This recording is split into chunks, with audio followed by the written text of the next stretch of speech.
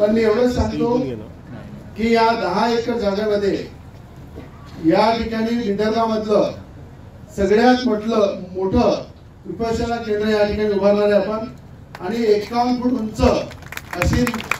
भगवान गौतम बुद्धाची प्रतिमा या ठिकाणी उभी करू, जेणेकरून शांतीचा संदेश जे भगवान गौतम बुद्ध पूर्ण विश्वाला देतात तो संदेश या इथून मोठ्या प्रमाणात संपूर्ण जिल्ह्यामध्ये विदर्भामध्ये गेला पाहिजे।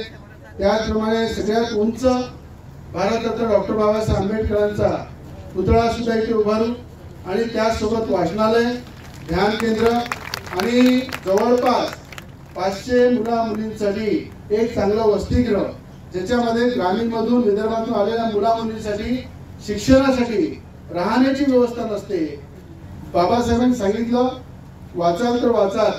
तर त्या उद्देशाला घेऊन इथे शिक्षणाला प्राधान्य देऊन या ठिकाणी मुला मुलींची राहण्याची व्यवस्था सुद्धा आपण या ठिकाणी करणार आहे। आणि सौभाग्य आहे की माझ्या हातून माझ्या मतदारसंघामध्ये होत आहे, आणि ही कल्पना मी आधीच विचार केला होता की या ठिकाणी एवढं मोठे तीर्थक्षेत्र बनवायचं आहे की खऱ्या अर्थाने याचा संदेश संपूर्ण विश्वाला गेला पाहिजे, महाराष्ट्राला गेला पाहिजे। म्हणून या ठिकाणी आज या कार्यक्रमाचं भूमिपूजन आदरणीय अमरावती जिल्ह्याचे पालकमंत्री, राज्याचे महसूल मंत्री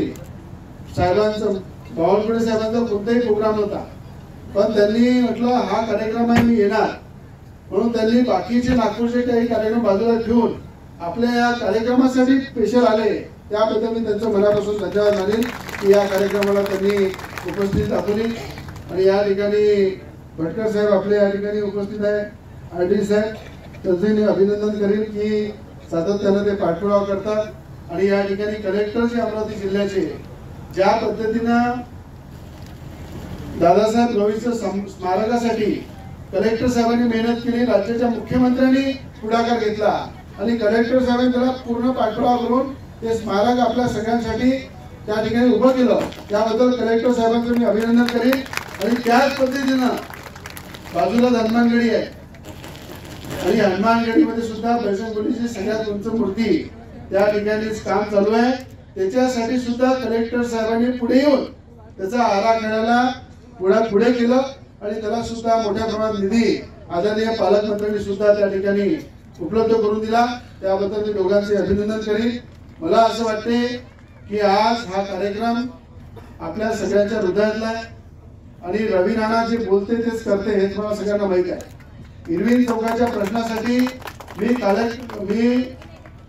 महाराष्ट्राचे मुख्यमंत्री देवेंद्र फडणवीस साहेबांचे धन्यवाद मानले, आणि पालकमंत्री बावनकुळे साहेबांचे